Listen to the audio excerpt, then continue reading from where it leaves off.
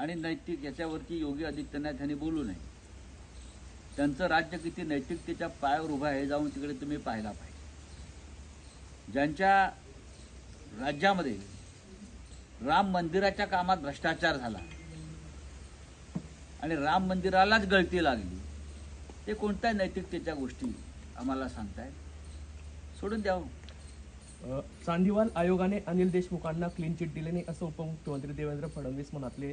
मवियाचं सरकार असताना चांदीवाल आयोगाचा रिपोर्ट आला। निवडणुकांच्या काळामध्ये देवेंद्र फडणवीस कोणते चांदीवाले, सोनेवाले, लोखंडवाले अहवाल समोर आणतील आणि बोलतील त्याचा भरोसा नाही। यांच्या हातामध्ये गौतम अडाणीचा पैसा आहे आणि त्या पैशाचे हे बोल आहेत। पंकजा मुंडे म्हणतायत की मला हे मान्य नाही, बटेंगे तो बटेंगे। त्यांनी खरोखर हे जर बोलले असतील तर मी त्यांचं स्वागत करतो। या महाराष्ट्रामध्ये ही भाषा चालणार नाही।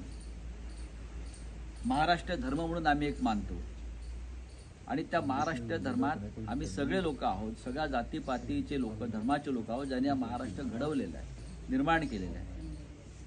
हा महाराष्ट्र निर्माण करताना शाहीर अमर शेख पासून शाहीर अण्णाभाऊ साठेपर्यंत असे अनेक सर्व जाती